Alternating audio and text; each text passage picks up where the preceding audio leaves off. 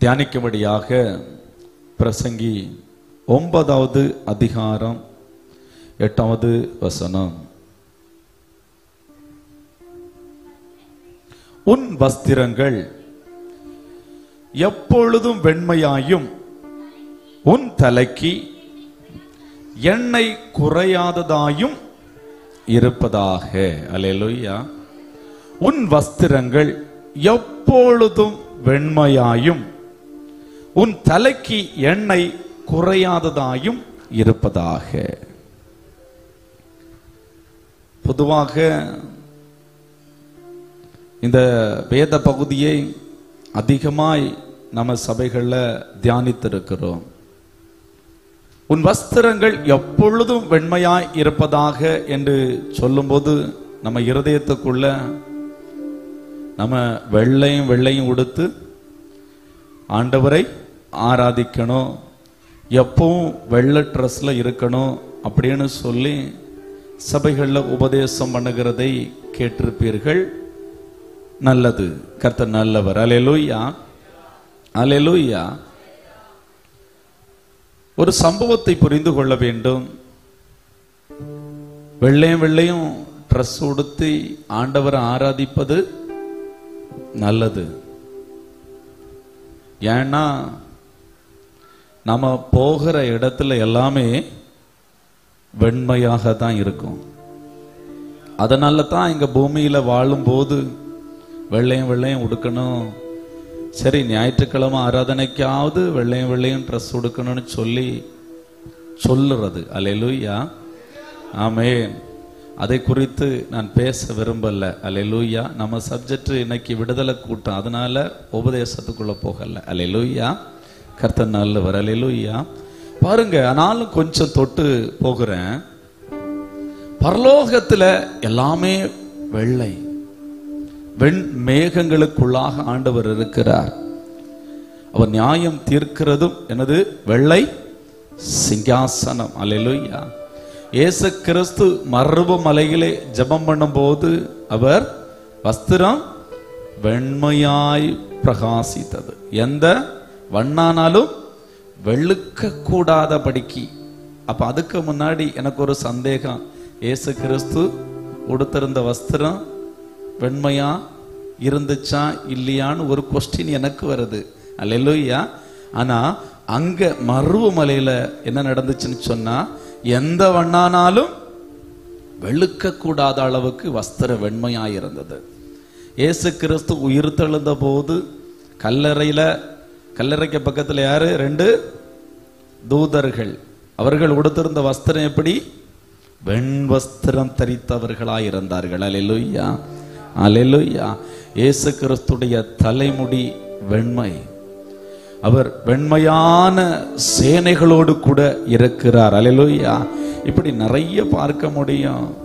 ஜெயங்கொள்கிறவனுக்கு வெண்மையான குறிக்கல் தருவேன்னு சொல்றாரு. எல்லாம் வெண்மை வெண்மை வெண்மை. அதனால பூமியில வாழ்ற நாட்கள்லையும் நாம என்னது கொஞ்சம் வெள்ளையும் போடுவதற்கு தயங்க கூடாது, மடிக்க கூடாது. சரியா? ஞாயிற்றுக்கிழமை ஆராதனைக்காவது நாம வெள்ளையும் போடுறது ஆசீர்வாதம். அல்லேலூயா, கர்த்தர் நல்லவர். அல்லேலூயா. ஆனா இந்த வசனத்தில் சொல்லப்பட்டிருக்கிற வஸ்திரம் என்பது நீங்களும் நானும் நினைப்பது போல கடையில வாங்கி உடுக்கிற வஸ்திரம் கிடையாது. இத புரிந்து கொள்ளணும். அல்லேலூயா. எப்பொழுதும் உங்கள் வஸ்திரம் வெண்மையாய் இருப்பதாக. நான் ஒரு கல்யாண வீட்டுக்கு வெள்ளையும் ட்ரெஸ் போட்டுட்டு போயிருந்தோம். சாயங்காலத்துக்குள்ளாடி அந்த ட்ரெஸ்ஸுடைய நிலைமையை நீங்க பார்த்தீங்கன்னு சொன்னா அவ்வளவு கேவலமா மாறிட்டது. ஒரு சாய குடிச்ச நேரத்துல தடுமாறி சாய சட்டையில களைஞ்சிருச்சு. இப்ப எல்லாருக்கும் கூட்டத்துல என்னது? சாயை மறைக்கிறதுக்கு, அந்த கரையை மறைக்கிறதுக்கு நாம் பட்ட கஷ்டம் இருக்குதே. பெரும் பாடுபட்டு அந்த மீட்டிங் முடிகிறது வரைக்கும் கஷ்டப்பட்டு மறைச்சு வந்திருக்கிறேன். இன்னொரு இடத்துல பாருங்க, இதே மாதிரி பட்டு என்னது பாத்ரூம்ல போய் கிடந்து சட்டையை கலத்தி துவைப்பு நடக்க எப்படியாவது சரியாகிறாதா அப்படின்னு சொல்லி. இந்த வெள்ளையும் வெள்ளையும் ட்ரெஸ் கொடுக்கிறவங்களுக்கு தான் கஷ்டம் தெரியும், அப்படித்தானே? அல்லேலூயா, அல்லேலூயா, ஆமென். எனக்கு பேண்ட் சட்டையில பார்க்கும்போது பார்த்தீங்கன்னு சொன்னா கம்பியில உள்ள இரும்பு கரை ஒவ்வொரு கரையா இருக்கும். ஒன்று புரிந்து கொள்ள வேண்டும். ஆனால் இயேசு சொன்ன வஸ்திரம் இந்த கடையில வாங்குற வஸ்திரம் கிடையாது. இது ரட்சிப்புன்னு சொல்லுகிற வஸ்திரம், ரட்சிப்புன்னு சொல்ற வஸ்திரம். அல்லேலூயா. இன்னைக்கு ஒவ்வொரு பிள்ளைகளும் விடுதலைக்காக ஏங்கி கொண்டிருக்கிறார்கள். எனக்கு ஒரு அற்புதம் நடக்காதா, என் பிள்ளைகளுக்கு ஒரு அற்புதம் நடக்காதா, என் வாழ்க்கையில ஒரு மாற்றம் வராதா, இந்த சாபத்துக்குள்ள இருந்து இந்த தரித்திரத்துக்குள்ள இருந்து ஒரு விடுதலை வராதா என்று சொல்லி ஏங்குகிற திரள் கூட்ட ஜனங்கள் இருக்கிறார்கள். ஆனால் அந்த ஏங்குகிற ஒவ்வொரு நபருக்கும் நான் முதலாவது சொல்லுகிற ஒரு காரியம், உங்களுக்கு ஆண்டவர் விடுதலை கொடுக்கிறது. முதலாவது ரட்சிப்புன்னு சொல்ற வஸ்திரத்தை கொடுப்பார். அல்லேலூயா. இது யாற்ற வாங்கணும்? ஆண்டவர் தான் கொடுப்பாரு. இது எந்த கடையில போய் கேட்டாலும் கிடைக்காது. சொல்றது புரியுதா? நம்ம ஆண்டவருடைய பிள்ளைகள் என்று சொல்லிக் கொள்ளுகிறோம். நீங்கள் ரட்சிப்பு என்னும் வஸ்திரம் உங்களிடத்தில் இருக்கிறதா என்று கேட்டால் அப்படின்னா என்ன அப்படின்னு கேள்வி கேட்பார்கள். இது யாரிடத்துல போய் வாங்குவது என்று வேதவசனம் தெளிவாய் சொல்லுகிறது. படியுங்கள். வெளிப்படுத்தின விசேஷம் 3வது அதிகாரம் 18வது வசனம்.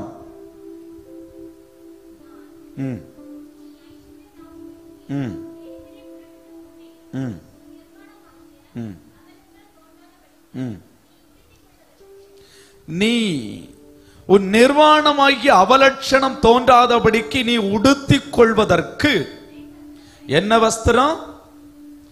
வெண் வஸ்திரங்களையும் ஆண்டவராகிய இயேசு சொல்றார், என்னிடத்தில் வாங்கிக்கொள். நாம கடையில போய் வெள்ளை ட்ரெஸ் வாங்கிட்டு வந்துட்டு நான் என்னது வெள்ளையும் வெள்ளையும் போட்டுட்டேன்னு சொல்லி நம்ம பெருமை பாராட்டிட்டு பீத்திட்டு நடக்கிறோம்.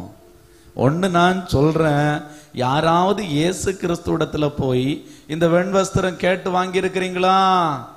கேட்டு வாங்காதவங்க கையை தூக்குங்க பாப்போம். கையை தூக்கு. சந்தேகம் என்கிட்ட இருக்குதா இல்லையான்னு கூட நிறைய பேருக்கு சந்தேகம். இந்த வெண் வஸ்திரம் இயேசு கிறிஸ்துவிடத்துல போய் கேட்டு வாங்கினீங்களா? நிறைய பேருக்கு இந்த வெண் வஸ்திரம் என்னன்னே தெரியாது. அம்மா அப்பா ஆவிக்குரிய ஆராதனையில ஆராதித்து கொண்டிருந்தவர்கள் பிள்ளையும் தொடர்ச்சியாக வெள்ளையும் வெள்ளையும் போட்டு நகையும் கழட்டி ஆராதித்து கொண்டிருக்கிறார்கள். வெண் வஸ்திரம் வாங்கினீர்களா என்று கேட்டால் தெரியாது. இந்த இடத்துல நன்றாய் புரிந்து கொள்ளணும். யாரிடத்துல போய் இந்த வெண் வஸ்திரம் வாங்கணுமா? இயேசு இடத்துல போய் வாங்க வேண்டும். இதற்கு ஒரு பின்னணி உண்டு பாருங்க. ஆதாம் ஏவாள் பாவம் செய்த உடனே மகிமையை இழந்து நிர்வாணியாய் காணப்பட்டார்கள். உடனே இவர்கள் தங்களுக்கு என்ன ஒரு ஆடையை உடுத்துக்கிட்டாங்க? எல்ல தலையை உண்டாக்கி ஒரு ஆடையை உடுத்திக்கிட்டு போதும் போதும் போதும். அப்படித்தான் இன்னைக்கு நிறைய பேரு. சொல்றது புரியுதா? எந்த ஆடை உடுத்தினாலும் ரட்சிப்பு கிடைக்காது. இயேசு கிறிஸ்து, அதாவது அந்த நேரத்துல பாருங்க, ஒரு ஆட்டுக்குட்டி அடிக்கப்பட்டு ஒரு தோல் ஆடை கொடுக்கப்பட்டது போல உலக தோற்றத்துக்கு முன்பதாகவே இயேசுன்னு சொல்ற ஒரு ஆட்டுக்குட்டி உங்களுக்காக அடிக்கப்பட்டிருக்கிறது. அல்லேலூயா. அந்த ஆட்டுக்குட்டியானவருடைய ரத்தம் உங்களுக்காக சிந்தப்பட்டிருக்கிறது. அந்த ஆட்டுக்குட்டியான இடத்திலே உங்களுடைய பாவங்களை அறிக்கை செய்து நீங்க அவரிடத்திலிருந்து வாங்கி கொள்ள வேண்டியது தான் இந்த வெண் வஸ்திரம். அல்லேலூயா, அல்லேலூயா. அநேக குடும்பங்கள்ல சமாதானம் இல்லை. விடுதலையிலே மிக பெரிய விடுதலை சமாதானம். ஆண்டவரை ஆவியோடு உண்மையோடும் ஆராதிக்கிறோம் என்று சொல்லியும் இருதயத்துக்குள்ளே சமாதானம் இல்லை என்று சொன்னால் உங்களிடத்தில் தேவன் இல்லை என்று அர்த்தம். தேவன் இருந்தால் உங்களுக்குள்ளே முதலாவது வருகிறது சமாதானம். ரட்சிப்பு உங்களிடத்தில் இருக்குமையானால் முதலாவது உங்களிடத்தில் வருவது சமாதானம். அநேக குடும்பங்கள் இந்த நாள்ல ரட்சிப்பின் சந்தோஷம் இல்லாத வண்ணமாய், சமாதானம் இல்லாத வண்ணமாய் ஒரு துக்க வீடு போல வாழ்கிற ஒரு நிலைமை. அல்லேலூயா. இந்த சமாதானத்துக்காக ஆங்காங்கு ஓடுறாங்க, எங்கேயும் கிடைக்காது. நான் முன்னாடி ஆண்டவரை ஏற்றுக்கொள்வதற்கு முன்பதாக ஒரு பாட்டு கேட்டிருக்கிறேன். எங்கே நிம்மதி, எங்கே நிம்மதி தேடி பார்த்தேன், அது எங்கேயும் இல்லை. யார் யாரோ சொன்னாங்க, என்னென்னவோ சொன்னாங்க அப்படின்னு சொல்லிக்கிட்டு நான் தேடி தேடி பார்த்து ஒண்ணுமே கிடைச்சல. எங்க போனாலும் நிம்மதி கிடைக்காது, எங்க போனாலும் சமாதானம் கிடைக்காது. இயேசு மட்டும்தான் உங்களுக்கு சமாதானத்தை கொடுக்க முடியும். அல்லேலூயா, அல்லேலூயா, அல்லேலூயா. சமாதானம் இல்லாத ஒரு மனிதன் ஆண்டவருடைய சமூகத்தில் போய் ஜெபித்தால் அந்த ஜெபமும் கேட்கப்படாது. இதை புரிந்து கொள்ளணும். நிறைய பேர் சமாதானம் இல்லாத வண்ணமாய் ஆண்டவருடைய சமூகத்தில் போய் ஜெபித்து அற்புதத்தை பெற்றுக் கொள்ளலாம் என்று நினைக்கிறார்கள். முடியாது. ரட்சிக்கப்பட்டு அந்த தெய்வீக சமாதானத்தோடு கூட நீ ஜெபிக்கும் போதுதான் உன்னுடைய வாழ்க்கையிலே ஜெபங்களும் கேட்கப்படும். அல்லேலூயா, அல்லேலூயா. படிங்க ஏசாயா தீர்க்கதரிசன புத்தகம் 1ஆம் அதிகாரம் 18-19.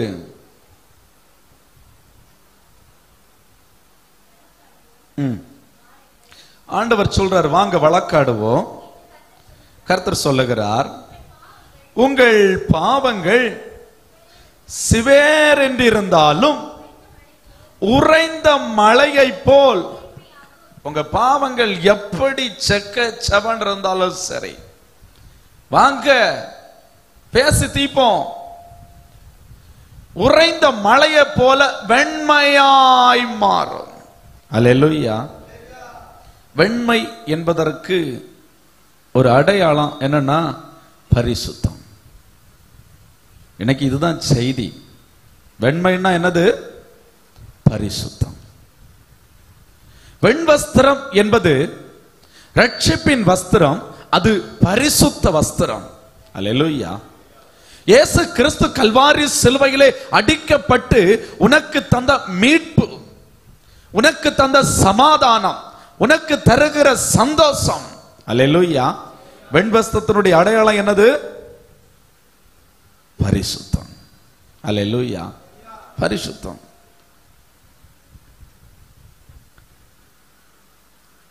நம்முடைய வாழ்க்கையில அந்த பரிசுத்தம் இருக்கிறதா என்பதை குறித்து நாம பார்க்க வேண்டும். ஒரு நரிக்குறவன், இந்த மலையிலெல்லாம் வாழ்வாங்க தெரியுமா? நரிக்குறவன் ஒரு வாலிப தம்பி பாவ பழக்க வழக்கத்துக்கு அடிமையாகி, குடி பழக்கத்துக்கு அடிமையாகி, ஒரு சமாதானம் இல்லாத வண்ணமாய், ஒரு சந்தோஷம் இல்லாத வண்ணமாய் தான் தற்கொலை பண்ண வேண்டும் என்று சொல்லி அவன் நினைத்து கொண்டிருந்த போது அவனுடைய வாழ்க்கையிலே ஒரு ஊழியக்காரர் மூலமாய் ஆண்டவரை குறித்து, இயேசு கிறிஸ்துவை குறித்து அறிந்து கொள்வதற்கான ஒரு வாய்ப்பு கிடைத்தது. இவன் தான் போதை பழக்கத்தில் குடித்து கொண்டு படுத்திருக்கும் போது அவனுடைய இருதயத்துக்குள்ளே தோன்றுகிற ஒரே ஒரு கேள்வி, என்ன கேள்வின்னு சொன்னா, இப்ப நான் மரித்தால் எங்க போவேன்? அந்த கேள்வி இருதயத்துக்குள்ள வந்த உடனே அவனுக்குள்ள பயம் ஆரம்பிக்குமாம். பயம் ஆரம்பித்த உடனே போயிருந்து தலையில் அடித்து புலம்புவானா. ஏன்னா அந்த கேள்விக்கு அவனுக்கு பதில் கிடைக்கவே இல்லை. அந்த பயம் அவனுடைய இருதயத்துக்குள்ளே வாட்டி வதைத்தது. ஒரு ஊழியக்காரர் மூலமாய் ஆண்டவரை குறித்து அறிந்து கொண்டு அவன் முதலாவது இயேசுவை ஏற்றுக்கொண்டு தன்னுடைய பாவங்களை முழுவதுமாய் அறிக்கை செய்த பின்பதாக அவனுடைய வாழ்க்கையிலே கிடைத்த சந்தோஷத்திற்கு அளவே இல்லை என்று சொல்லி சாட்சியாய் நின்று கொண்டிருக்கிறான். அல்லேலூயா.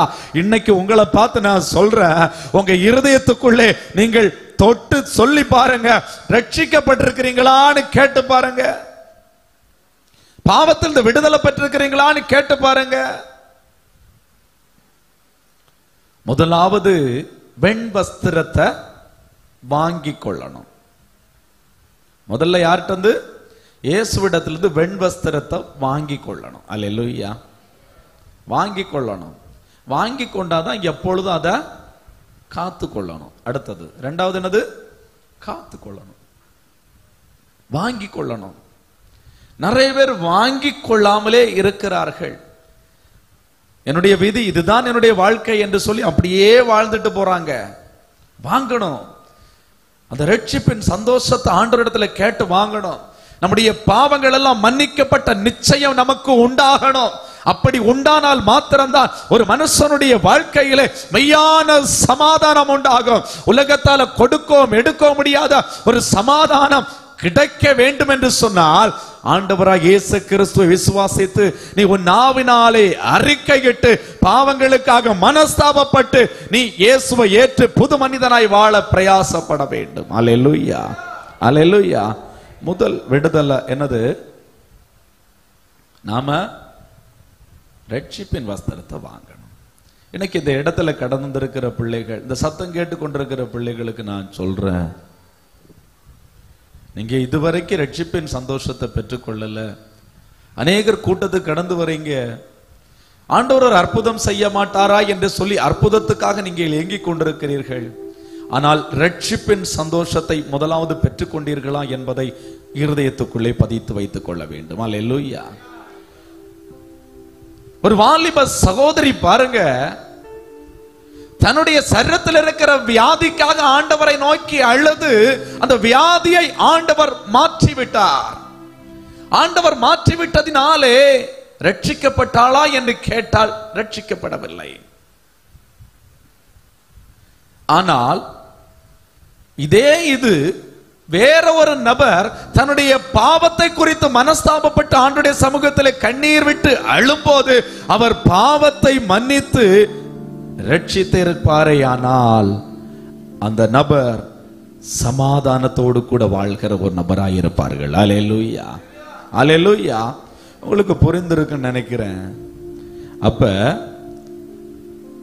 வெண் வஸ்திரம்னா என்னது? பரிசுத்தத்துக்கு ஒப்புமை. பரிசுத்தம். நம்முடைய வாழ்க்கையில பிசாசின் போராட்டம், வியாதி, பிரச்சனை, மந்திரம், வெள்ளி சூனியம் என்று சொல்லி நாம புலம்பிக்கிட்டு இருக்கிறோம். இந்த புலம்பல் எல்லாவற்றிற்கும் ஒரு முடிவு வர வேண்டும் என்று சொன்னால் உன் வாழ்க்கையில, உன் குடும்பத்துல, உன் ஆவியில, உன் ஆத்மாவில, உன் சரீரத்துல பரிசுத்தம் வந்தால் மாத்திரம்தான் இதற்கு எல்லாவற்றிற்கும் முடிவு உண்டாகும். அல்லேலூயா. அதான் ஆண்டவர் சொல்றாரு, எப்பொழுதும் உன் வஸ்திரம் வெண்மையாயிருக்கணும். அல்லேலூயா. பிசாசுடைய தந்திரமே உன் வஸ்திரம் கரைபடணும். ரட்சிப்பின் வஸ்திரத்தை பெற்றுக்கொள்ளாதவர்கள் பெற்றுக்கொள்ளாமலே இருக்கணும். அந்த வெண்வஸ்திரத்தை பெற்றுக்கொண்டவர்கள் அந்த வெண்வஸ்திரத்தை கரைபடுத்த வேண்டும். இதுதான் பிசாசுடைய திட்டம். இந்த ரெண்டு காரியத்தை அவன் செய்துவிட்டால் ஆண்டவருடைய பிள்ளைகள் ஆண்டவர் வைத்திருக்கிற விடுதலையை பெற்றுக்கொள்ளவே முடியாது என்று சொல்லி அவனுக்கு நன்றாய் தெரியும். அல்லேலூயா, அல்லேலூயா, அல்லேலூயா. இப்ப நான் சொல்றேன், நான் ரட்சிக்கப்பட்டிருக்கிற வெண்வஸ்திரத்தை ஆண்டவரிடத்துல பெற்றுக்கொண்டேன்னு சொல்றவங்களை பார்த்து நான் கேட்கிறேன், வெண்வஸ்திரம் வெண்மையாக இருக்கிறதா? ஆண்டவரிடத்திலிருந்து பெற்றுக்கொண்ட வெண்வஸ்திரம் வெண்மையாக இருக்கிறதா? கொஸ்டின் புரியுதா உங்களுக்கு? கொஸ்டின் புரியுதா? ஆரம்பத்தில் ஏசப்பா என் பாவங்கள் எல்லாம் மன்னிச்சு என்னை ஏற்றுக்கொள்ளுங்கப்பான்னு சொல்லி அழுது ஆண்டவரிடத்தில் அந்த ரட்சிப்பின் சந்தோஷத்தை கேட்டு பெற்றுக்கொண்டீங்கல்ல, அந்த வெண்வஸ்திரம் வெண்மையாக இருக்கிறதா? இல்லைன்னு சொன்னா என்ன நடக்கும் தெரியுமா? படிங்க. சகரியா தீர்க்க தரிசன புத்தகம் 3வது அதிகாரம் 1வது வசனத்தை படிங்க.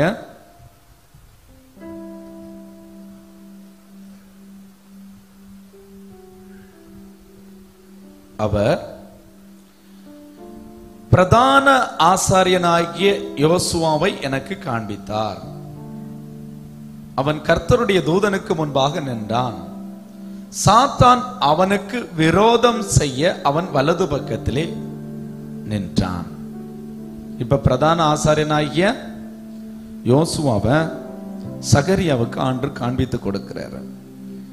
இப்ப இந்த பிரதான ஆசாரியனாகிய இந்த யோசுவாவுக்கு வலது பக்கத்துல யார் நிக்கிறா? யார் நிக்கிறா? சாத்தான் நிக்கிறான். எதுக்கு நிக்கிறான்? விரோதம் செய்யும்படியாய், அவனை அழித்து போடும்படியாய் பாருங்க வலது பக்கத்துல போய் நிற்கிறான். என்ன காரணத்தினால தெரியுமா?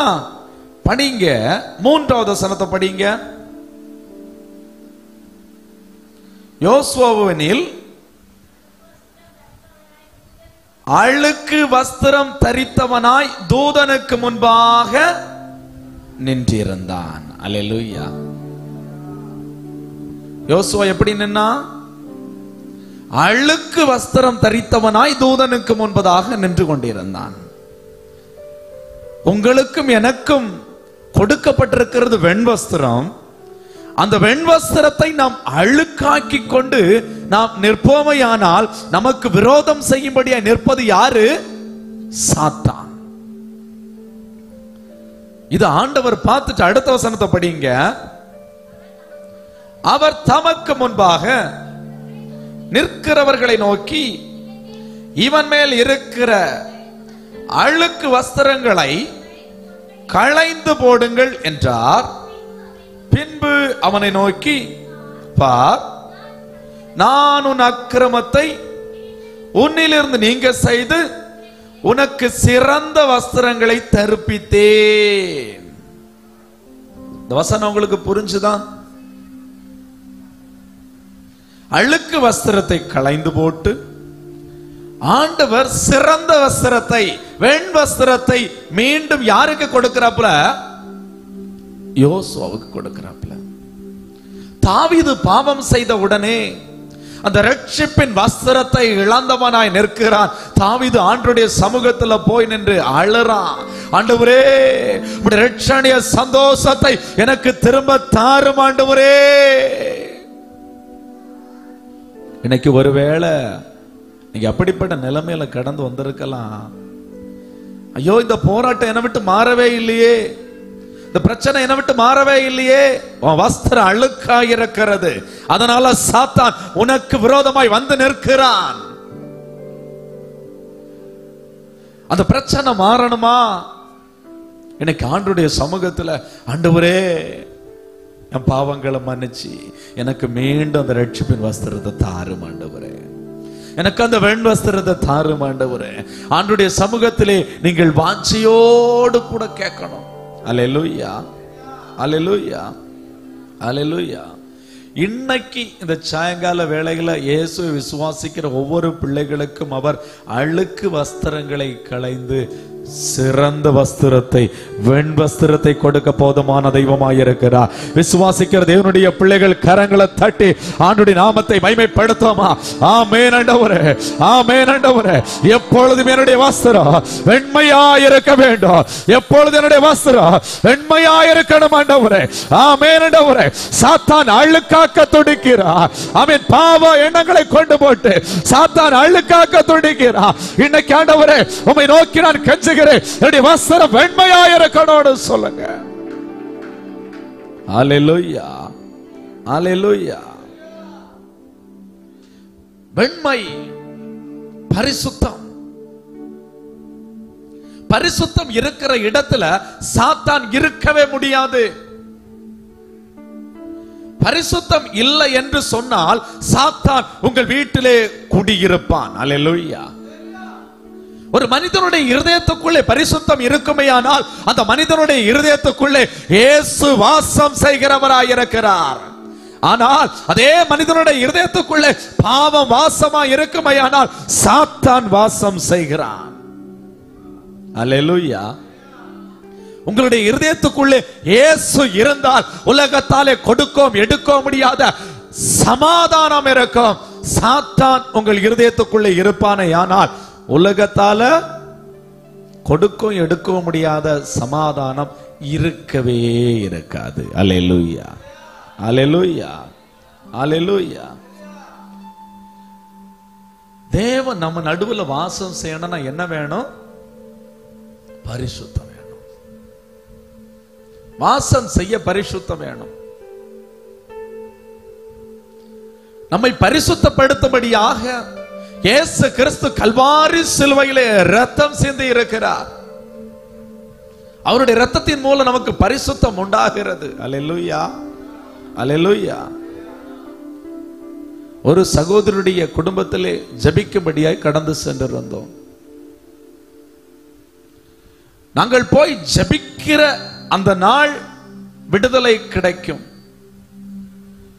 சில நாட்கள் கழிந்த பின்பதாக மீண்டும் அந்த குடும்பத்திலே இரவிலே தூங்க முடியாது,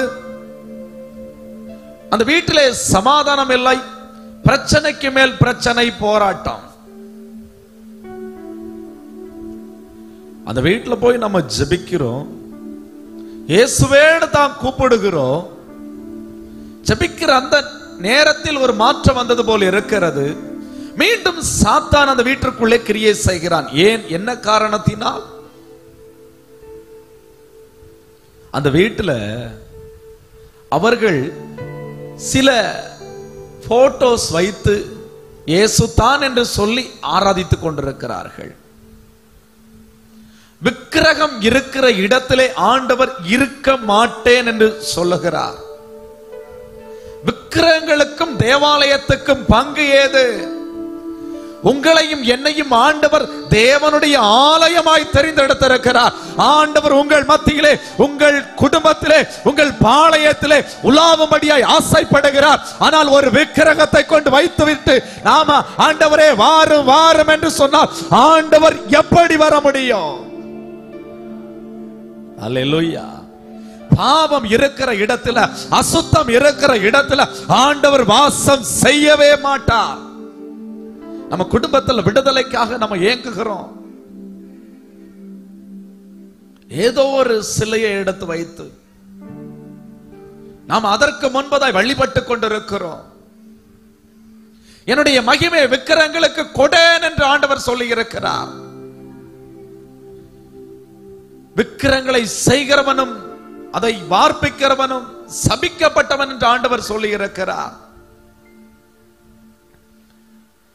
நாம இயேசு இப்படித்தான் இருப்பாருன்னு சொல்லி ஒரு போட்டோ வச்சு அதுக்கு ஒரு லைட் போட்டு அதுக்கு முன்னாடி போய் நம்ம தூபம் காட்டி கொண்டிருக்கிறோம். ஒண்ணு நான் சொல்றேன், நம்ம வீடு பரிசுத்தமா இருக்கணும், நம்ம உள்ளம் பரிசுத்தமா இருக்கணும். ஆண்டவர் வந்து வாசம் செய்தால் மாத்திரம்தான் நம்முடைய வீட்டில் அற்புதம் நடக்கும். இஸ்ரவேல் ஜனங்களை பார்த்து ஆண்டவர் சொல்லுகிறார், நீங்கள் உங்களை பரிசுத்தம் பண்ணிக் கொள்ளுங்கள், உங்கள் நடுவிலே அற்புதம் செய்வேன் என்று சொல்லி விசுவாசிக்கிற தேவனுடைய பிள்ளைகள் கரங்களை தட்டி ஆண்டவருடைய நாமத்தை மகிமைப்படுத்துங்க பாப்போம். ஆமென். ஆண்டவரே, என்னை ஆண்டவரே பரிசுத்தம் பண்ணிக் கொள்ளுகிறேன். என் நடுவில் அற்புதம் செய்யுங்கப்பா, என் வீட்டில் அற்புதம் செய்யுங்கப்பா, என் குடும்பத்தில் அற்புதம் செய்யுங்கப்பான்னு சொல்லு.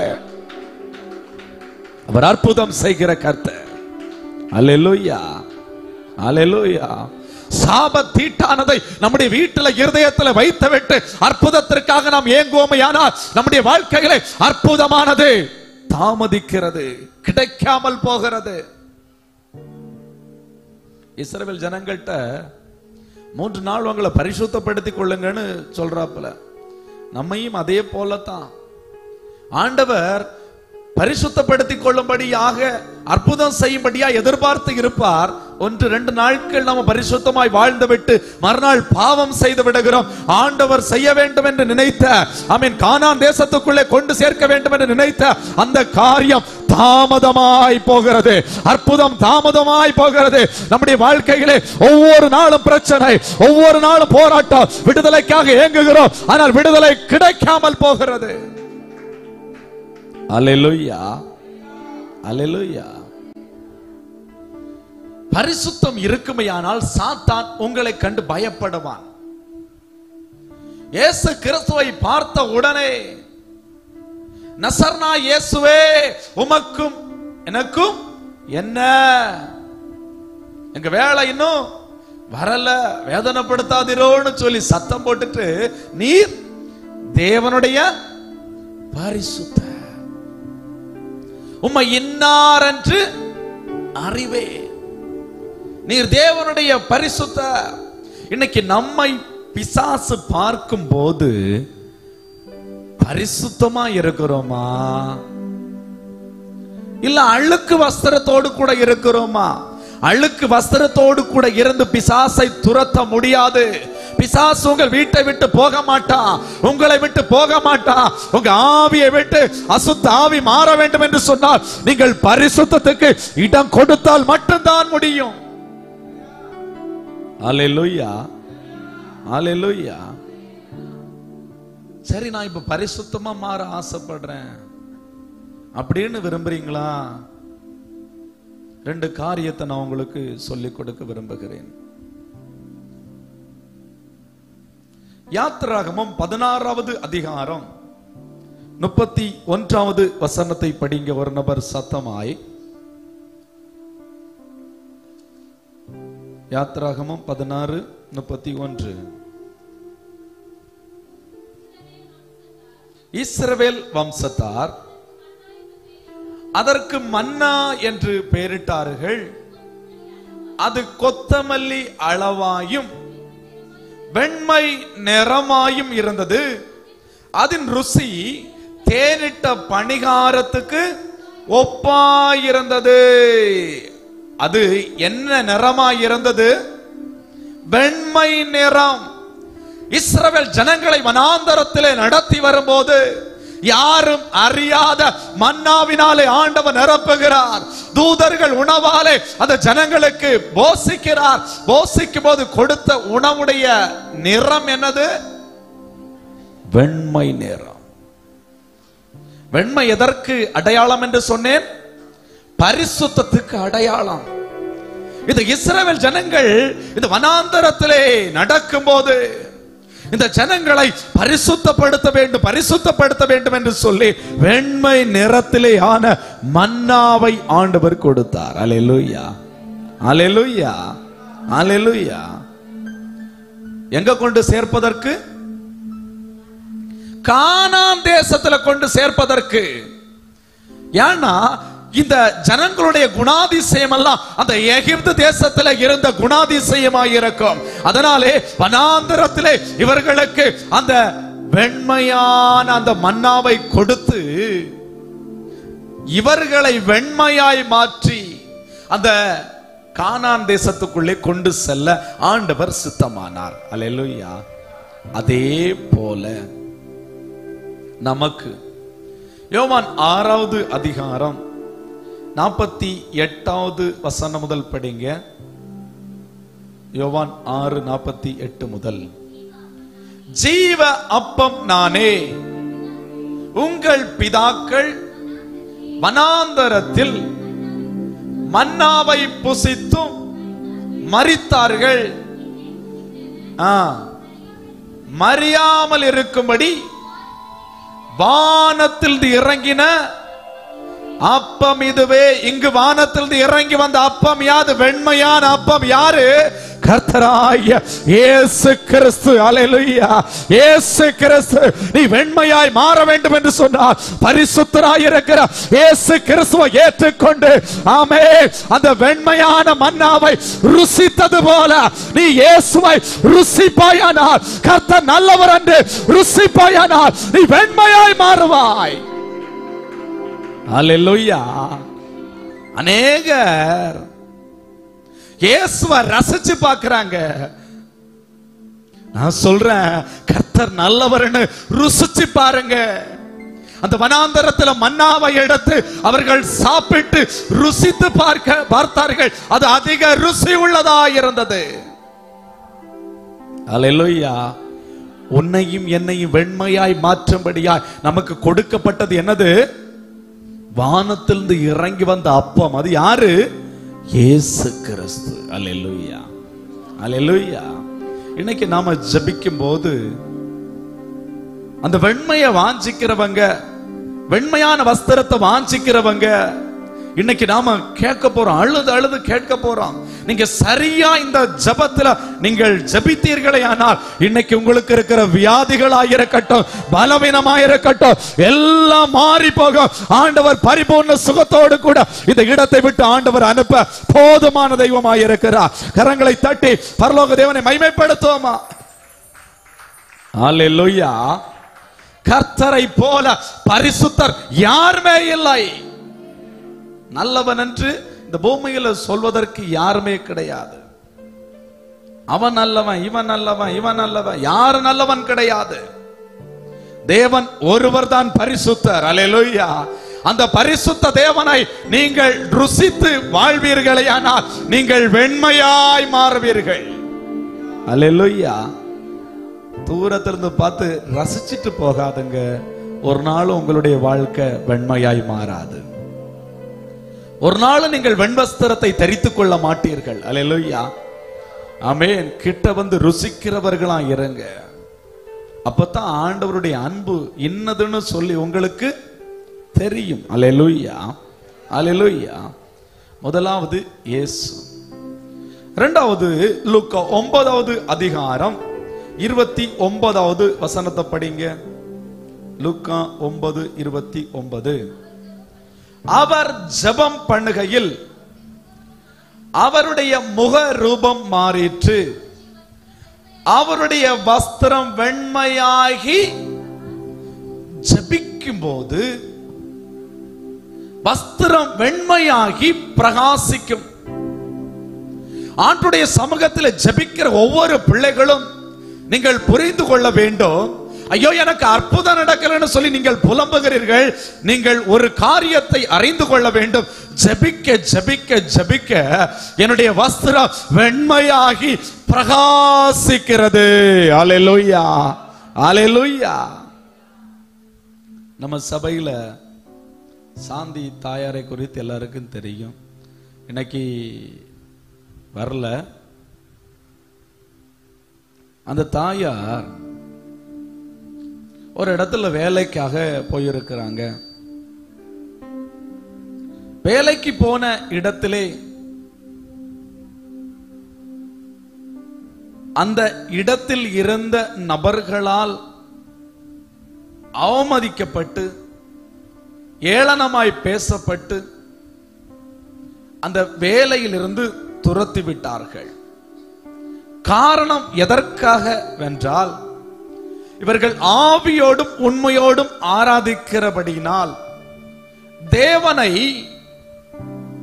ஆவியோடும் உண்மையோடும் ஆராதித்து மகிமைப்படுத்துகிறபடியினால் அந்த வேலை ஸ்தலத்திலிருந்து வெளியே தள்ளப்பட்டார்கள்.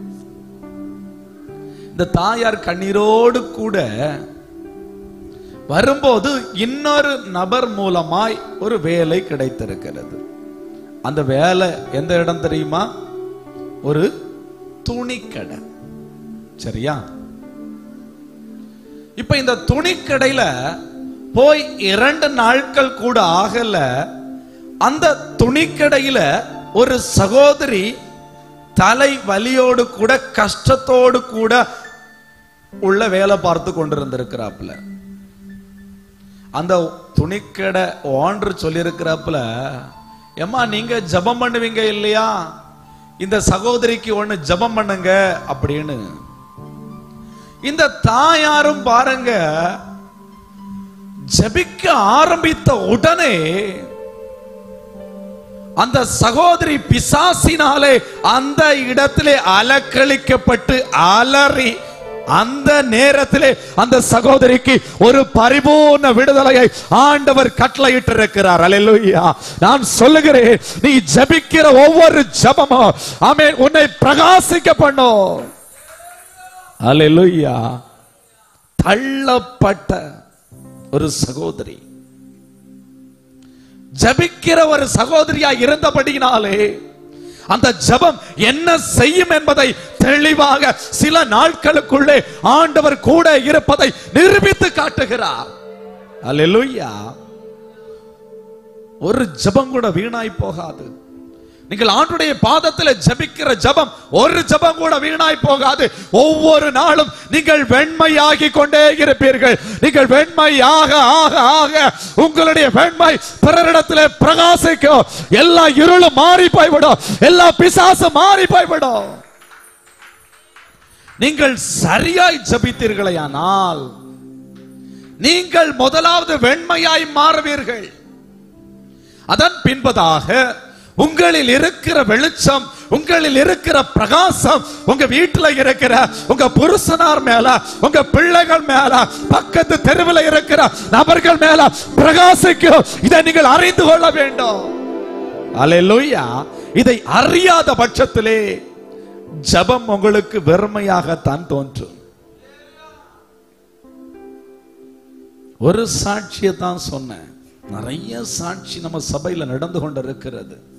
அல்லேலூயா, அல்லேலூயா. கிறிஸ்து உங்களோடு கூட இருக்கிறார் என்பதை அற்புத அடையாளங்கள் மூலமாய் நிரூபிக்கிற ஒரு பாத்திரமாய் நீங்கள் வாழ வேண்டும் என்பதை நான் உங்களுக்கு சொல்லிக்கொள்ள ஆசைப்படுகிறேன். அல்லேலூயா. அறிவிப்பதோடு மாத்திரமல்ல, நிரூபிக்கிற ஒரு ஆயுதமாய் நீங்கள் வெளிப்பட வேண்டும் என்று நான் ஆசைப்படுகிறேன். அல்லேலூயா, அல்லேலூயா. கர்த்தர் நல்லவர். நம்முடைய வாழ்க்கையில ஜெபம்னு சொன்னா சோர்வு வந்துருகிறது. ஏன்னா சாத்தானுக்கு தெரியும் இவர்கள் ஜெபித்தால் வெண்மையாய் மாறி விடுவார்கள், பரிசுத்தமாய் மாறி விடுவார்கள், அதனால ஜெபிக்க கூடாது. அல்லேலூயா. என்ன சோர்வு வந்தாலும் சரி, என்ன பிரச்சனை வந்தாலும் சரி, என்ன நெருக்க வந்தாலும் சரி, தானியேல் ஜெபித்தது போல, ஓ என்னைக்கு நீ ஆண்டவருடைய சமூகத்தில் ஜெபிப்பாயானா உன்னுடைய வாழ்க்கையிலே சிங்கத்தின் வாயை கட்டினது போல எத்தனை சத்துரு, எத்தனை ஆயிரம் சத்துரு உனக்கு விரோதமாக எழும்பட்டும், எல்லா சத்துருடைய வாயையும் கட்ட கர்த்தர் போதுமான தெய்வமாய் இருக்கிறார். அல்லேலூயா, அல்லேலூயா. பரிசுத்தம், வெண்மை. உன்னுடைய வெண்மையை, வெண் வஸ்திரத்தை அழுக்காக்க வேண்டும் என்றுதான் சோதனை வரும். தானியேலுக்கு முன்பதாய் பாருங்க, சிலையை கொண்டு வைத்துட்டு வழிபடுன்னு சொல்றது போல உங்களுக்கு சோதனை வரும். ஆனால் ஜெயிக்கிறவர்களாய் நீங்கள் இருக்க வேண்டும். அல்லேலூயா, அல்லேலூயா, அல்லேலூயா. கர்த்தர் நல்லவர். முதலாவது என்னது? உங்கள் வஸ்திரம் எப்பொழுதும் வெண்மையாக இருக்கணும். வஸ்திரம்னா என்னது? வஸ்திரம்னா என்னது? பரிசுத்தம், ரட்சிப்பின் வஸ்திரம். நிறைய பேர் டெய்லி தூங்கும் போதும் வெள்ளை வெள்ளை ட்ரெஸ்ல தான் தூங்குவாங்களாம். ஆனா அடுத்த ஆள்கிட்ட முகம் பார்த்து சிரிச்சு பேச மாட்டாங்களாம். அடுத்த ஆள்கிட்ட சிரிச்சு முகம் கொடுத்து பேச மாட்டாங்க.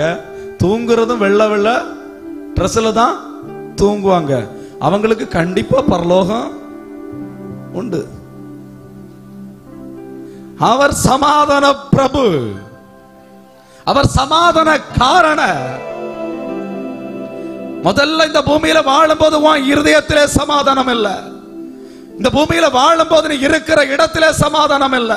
உன் மூலம் உன் வீட்டுல சமாதானம் இல்ல, உன் மூலம் உன் குடும்பத்துல சமாதானம் இல்ல, உன் மூலம் உன் சபையில சமாதானம் இல்ல, உன் மூலம் உன் தேசத்துல சமாதானம் இல்ல. நீ எப்படி பரலோக ராஜ்யத்துக்குள்ள பிரவேசிக்க முடியும்? அல்லேலூயா. சமாதானம் பண்ணுகிறவர்கள் பாக்கியவான்கள், அவர்கள் தேவனுடைய புத்திரர் எனப்படுவார்கள். யாரெல்லாம் தேவனுடைய புத்திரரா இருக்கிறீங்க? கரங்களை தூக்கு பார்ப்போம். சந்தேகமா இருக்கு அதுல. அல்லேலூயா, அல்லேலூயா. முதலாவது உங்களுடைய வஸ்திரம் எப்பொழுதும் வெண்மையா இருக்கணும். அல்லேலூயா. ஞாயிற்றுக்கிழமை வெள்ளையும் வெள்ளையும் ட்ரெஸ்ல வர்றது மட்டும் இல்ல, சரியா? உங்க ரட்சிப்பின் வஸ்திரம் வெண்மையா இருக்கணும். இல்லைன்னா ஆராதிக்கிறதெல்லாம் வேஸ்ட். அல்லேலூயா. கர்த்தர் நல்லவர். அடுத்தது என்னது? அந்த வசனத்துல சொல்லப்பட்டிருக்கிறது, உங்கள் தலைக்கு எண்ணெய் குறையாம இருக்கணும். வஸ்திரம் எப்பொழுதும் வெண்மையா இருக்கணும், சரி. அப்ப வெள்ளையும் வெள்ளையும் ட்ரெஸ். உங்கள் தலைக்கு எப்பொழுது எண்ணெய் குறையாம இருக்கணும். டெய்லி 2 லிட்டர் எண்ணெய் எடுத்து தலையில வச்சுக்கிட்டு அப்படியே வலிச்சுக்கிட்டே, அதான் மீனிங். இன்னைக்கு இருக்கிற எண்ணெய் விலைக்கு டெய்லி எண்ணெய் தேய்ச்சா நம்ம பாடு என்ன ஆகணும் சிலருக்கு உள்ளத்துக்குள்ள தோணுது. உங்கள் தலைக்கு எண்ணெய் குறையாம இருக்கணும். நான் சொல்றேன், எண்ணெய் என்பது பரிசுத்த ஆவியானவரை குறிக்கிறது. பரிசுத்த ஆவியின் அபிஷேகத்தை குறிக்கிறது. பரிசுத்த ஆவிக்குள்ளே நிறைந்த ஒரு அனுபவத்துக்குள்ளே வாழுகிற ஒரு அனுபவத்தை இந்த வேதவசனம் சொல்லுகிறது. அல்லேலூயா, அல்லேலூயா. 1 சாமுவேல் 16வது அதிகாரம் 13வது வசனத்தை படிக்கும் போது, சாமுவேல் தைல கொம்பை எடுத்து அவனை சகோதரர்கள் முன்னிலையிலே அபிஷேகம் பண்ணினார். அந்த நாள் முதற்கொண்டு ஆவியானவர் தாவீதின் மேல் வந்து இறங்கினார். நீ அபிஷேகம் பண்ணப்படுவாய், ஆனால் ஆவியானவர் உன் மேல வந்து இறங்குவார். அல்லேலூயா. எண்ணெய் என்பது அபிஷேகத்துக்கு அடையாளம், பரிசுத்த ஆவிக்கு அடையாளம். யாரெல்லாம் பரிசுத்த ஆவியானுடைய அபிஷேகத்தை பெற்றிருக்கிறீங்க? இன்னொரு கேள்வி, பரிசுத்த ஆவியின் அபிஷேகம் குறைஞ்சி போச்சுன்னு சொல்றவங்க எல்லாம் கையை தூக்குங்க. 4 காரியம் உங்களுக்கு சொல்லி தர்றேன். ஒண்ணு என்னது? வெண் வஸ்திரம் இதுவரை வாங்கவே இல்லை. 2வது, வாங்கிட்ட இப்ப இருக்கிறது என்னது? வெண் வஸ்திரம் சிகப்பு வஸ்திரமாய் மாறிவிட்டது, அழுக்கு வஸ்திரமாய் மாறிவிட்டுன்னு சொல்றவங்க. இனி 3வது நபர், நான் பரிசுத்தாவின் அபிஷேகத்தையே பெறலன்னு சொல்றவங்க. 4வது நபர், பெற்றிருந்த இப்ப குறைஞ்சி போச்சு. இந்த 4 நபர்களும் இன்னைக்கு நாம சரி செய்து நம்ம ஆண்டவருடைய பாதத்தில் ஒப்புரவாகி ஜெபிக்க போகிறோம். ஆண்டவர் இன்னைக்கு சரியாய் ஒப்பு கொடுத்தீங்கன்னா எப்படி கிரியை செய்கிறார்னு மட்டும் பாருங்க. அல்லேலூயா, அல்லேலூயா. பாருங்க, பரிசுத்த ஆவியின் அபிஷேகம் ஒரு மனிதனுடைய வாழ்க்கையில கண்டிப்பா வேணும். இன்னைக்கு நிறைய பேர் போதிக்கிற போதனை என்ன தெரியுமா?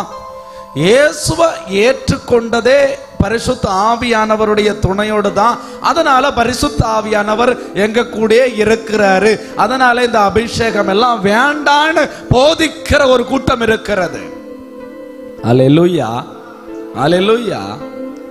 இயேசு கிறிஸ்து மரித்து உயிர்த்தெழுந்த பின்பதாக சீசர்களிடத்திலே போய் காத்திருக்கும்படியாய் கட்டளை கொடுக்கிறார். அல்லேலூயா. ஏன் காத்திருக்கணும்? முதல்ல தான் இவங்க இயேசு அரைஞ்சாச்சு இல்லையா? அதுக்கு பிறகு எதுக்கு காத்திருக்கணும்? இந்த பரிசுத்த ஆவிக்கு காத்திருக்க வேண்டிய அவசியம் இல்லையே. ஒன்னு புரிந்து கொள்ள வேண்டும், பரிசுத்த ஆவி இல்லாத ஒரு மனுஷன், பரிசுத்த ஆவியின் அபிஷேகத்தை பெற்றுக்கொள்ளாத மனுஷனுடைய வாழ்க்கையிலே பயம் ஒவ்வொரு நாளும் இருந்து கொண்டே இருக்கும். பயம். பரிசுத்த ஆவியானவர் நமக்கு பயமுள்ள ஆவியை கொடுக்கல, அன்பும் தெளிந்த புத்தியும் உள்ள ஆவி. அல்லேலூயா, அல்லேலூயா. அப்ப அன்பு இருக்கும். பரிசுத்த ஆவியானவர் நமக்குள்ள வந்தா என்ன இருக்கும்? அன்பு இருக்கும். நமக்குள்ள அன்பு இருக்கா, வம்பு இருக்கா? சொல்லுங்க.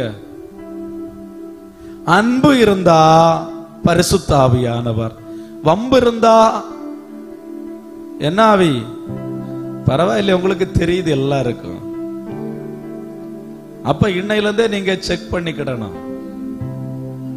நம்ம வம்பு பண்றது மாதிரி இருந்தோம்னு சொன்னா நம்மகிட்ட இருக்கிறது அந்த ஆவின்னு நினைச்சுக்கிட்டு சரியாவிடணும். சொல்றது புரியுதா?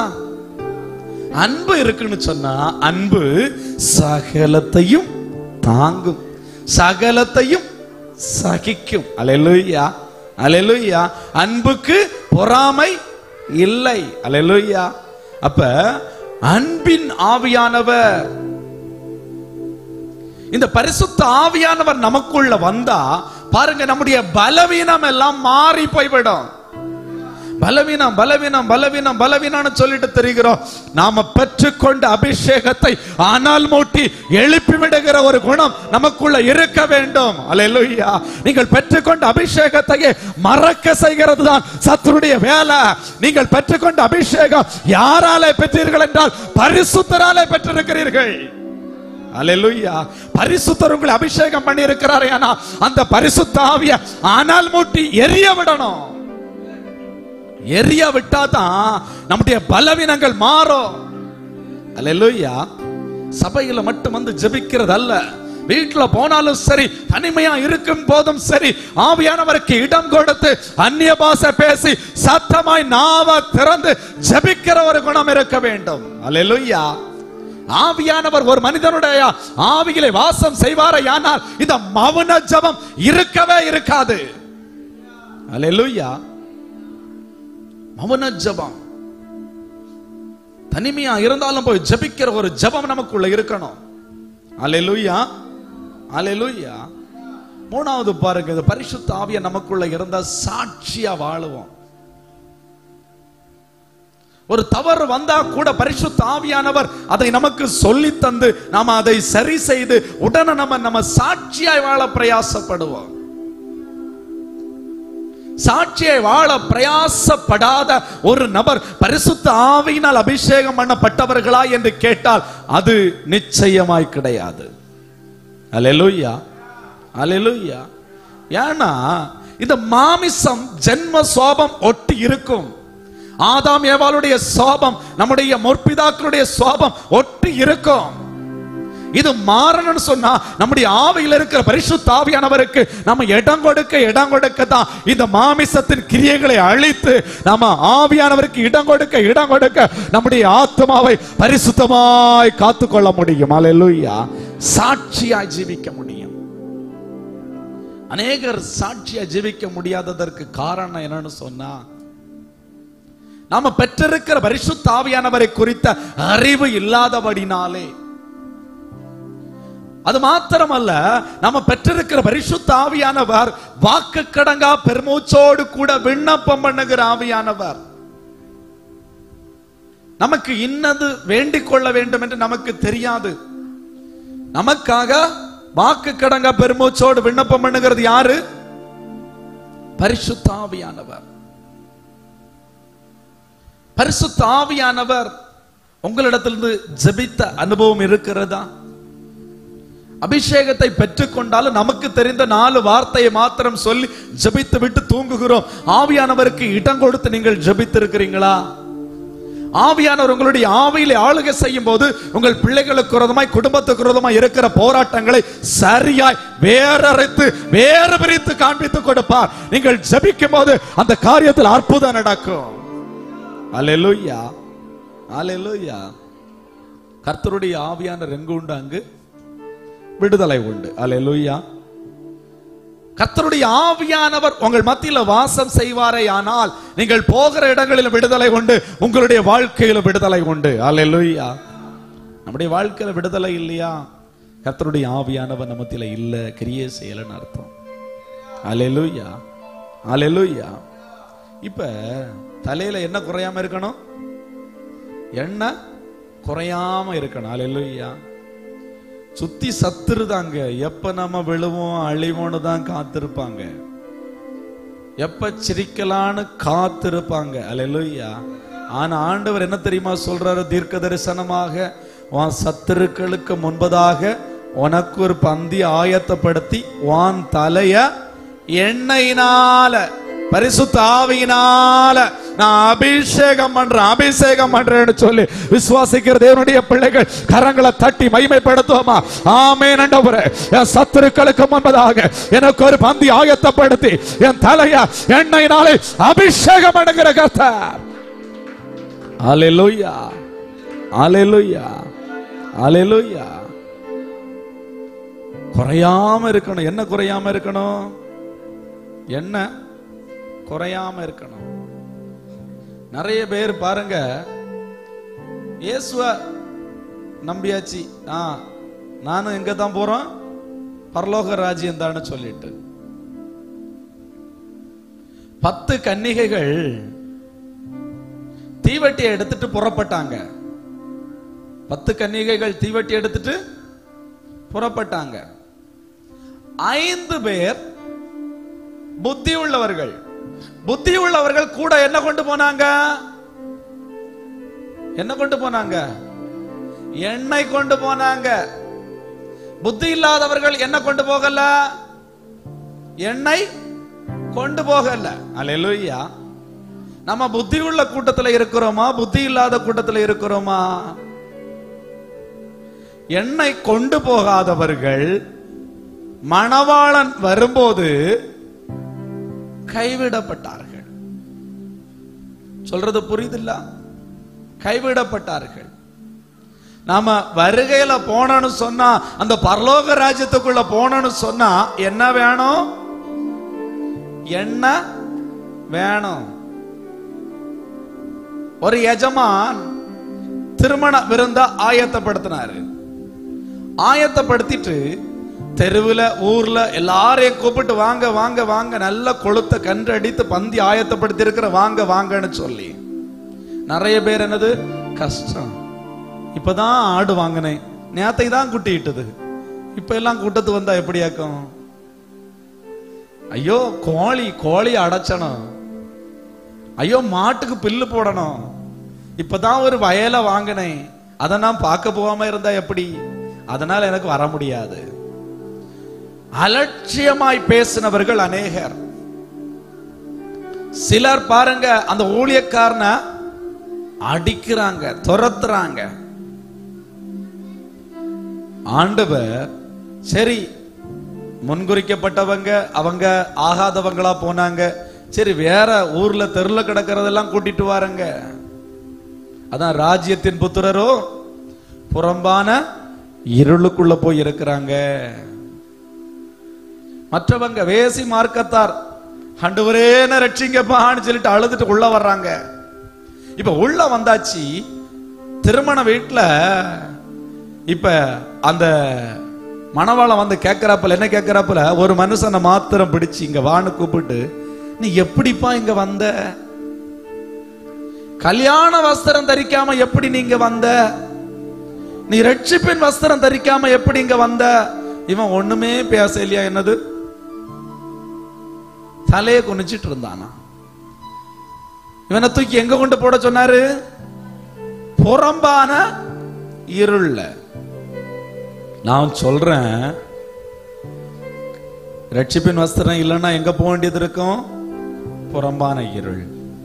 எண்ணெய் இல்லைன்னா எங்க போக வேண்டியது இருக்கும்? கைவிடப்பட்டுருவோம். அப்படித்தானே? அப்படித்தானே? இப்ப இந்த 2 காரியத்திலையும் தான் பிசாசு உங்களை சுற்றி சுற்றி போராடுவது. இதை நீங்கள் புரிந்து கொள்ளணும். இந்த 2 காரியத்துல தான் பிசாசு சுத்தி சுத்தி போராடுவது. இந்த 2 காரியத்தை நீங்கள் சரியாய் சபையாய் பிடிப்பீர்களே, ஆனால் உங்களுடைய வாழ்க்கையிலே ஜெயமுள்ள வாழ்க்கையாயிருக்கும். அல்லேலூயா, அல்லேலூயா. இப்ப எண்ணெய் குறையாம இருக்கணும்னு சொன்னா முதல்ல பாருங்க, காத்திருக்கணும். முதல்ல போய் காத்திருக்கணும். ஆண்டவரே என்ன நிரப்புங்கப்பான்னு சொல்லி. நைஜீரியா தேசத்துல ஜோசப் பபோலான்னு சொல்லிட்டு ஒரு மனுஷன், 20ஆம் நூற்றாண்டுல வாழ்ந்த ஒரு மனுஷன். இந்த மனுஷனுடைய இருதயத்துக்குள்ள எல்லாமே ஜபிக்கணும் ஜபிக்கணும் ஜபிக்கணும், நான் காத்திருக்கணும் காத்திருக்கணும் காத்திருக்கணும் ஒரே வாஞ்சை. அந்த வாஞ்சை நிமித்தமாய் ஒரு நாள் 17 மணி நேரம் ஜபிப்பாராம். ஒரு நாள் எத்தனை மணி நேரம்? 17 மணி நேரம் ஜபிப்பாராம். ஜபித்து, ஆண்டவரே இந்த நைஜீரியா தேசத்திலே ஒரு மாற்றத்தை தாங்க ஆண்டவரே, நைஜீரியா தேசத்திலே ஒரு எழுப்புதலை தாங்க ஆண்டவரே, நீங்க கிரியை செய்யணும் ஆண்டவரேன்னு சொல்லி 17 மணி நேரம் முதல் 19 மணி நேரம் வரை ஜபிப்பாராம். ஒரு மலை உச்சியில போய் இருந்து கண்ணீர் விட்டு முழங்கால் போட்டு கண்ணீர் விட்டு அழுவாராம். வருஷத்துல 40 நாட்கள் வைத்து 3 தடவை உபவாசிப்பாரா.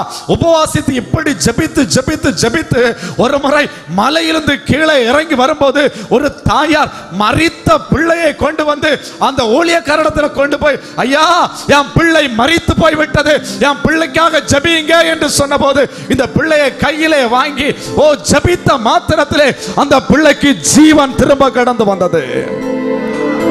பொய் சொல்லல, சரித்திரம் நடந்த சம்பவத்தை சொல்றேன். அந்த ஒரு அற்புதம் நைஜீரியா தேசத்தையே ஒரு மாற்றத்தை கொண்டு வந்தது. திரளான ஜனங்கள், ஆயிரமாய் லட்ச லட்சமான ஜனங்கள் இந்த ஊழியக்காரர் இருக்கிற இடத்தை நோக்கி ஓட ஆரம்பித்தார்கள். இந்த ஊழியக்காரரும் பாருங்க, கை வச்சு அதற்கு பின்பதாய் இத்தனை கூட்டத்தை ஜெபிக்க முடியாதபடி அவர் என்ன தெரியுமா செய்தாரா? அந்த நைஜீரியா தேசத்திலே ஒரு பெரிய ஒரு ஆறு இருந்ததா, அந்த ஆற்றிலே போய் கையை வைத்து, ஆண்டவரே இந்த தண்ணியை உம்முடைய வல்லமையாய் மாற்றுங்கப்பா, இந்த தண்ணியை யார் யார் குடிக்கிறார்களோ ஒவ்வொருடைய வியாதிகளும் இப்பொழுதே சுகமாகட்டும் என்று சொல்லி ஜெபித்தாராம். வந்த ஜனங்கள் எல்லாரும் போய் அந்த தண்ணியை போய் மொண்டு குடித்தார்களாம். எல்லா வியாதிகளும் சுகம் பெற்று அந்த இடத்தை விட்டு கடந்து சென்றிருக்கிறார்கள். அல்லேலூயா. காத்திருந்து ஜெபிக்கிற ஒரு பிள்ளையை ஆண்டவர் வல்லமையினாலே நிரப்புகிறார், அவருடைய அபிஷேகத்தினாலே மூடுகிறார். அந்த வல்லமை புறப்படுகிறது, அற்புதங்கள் நடக்கிறது, நீ வாக்கில வல்லவனாய் மாறுகிறாய். அல்லேலூயா. காத்திருக்கணும். தாகம் உள்ளவனுக்கு என்ன கொடுக்கிறாரு? தண்ணீர். தண்ணீர் யாருக்கெல்லாம் வேணும்? தண்ணீர் குறையாம இருக்கணும்னு சொல்றவங்க, பரிசுத்த ஆவி குறையாம இருக்கிறவன் சொல்றவங்க. தாகம், இயேசு கிறிஸ்து சொல்லுகிறார், தாகம் உள்ளவன் எவனோ அவன் என்னிடத்தில் வரக்கடவன். ஆண்டவரிடத்துல கேட்கணும், தாகத்தோடு கேட்கணும், ஒரு கண்ணீரோடு கூட கேட்கணும். என்ன நிரப்புங்க ஆண்டவரே, என்ன நிரப்புங்க ஆண்டவரே.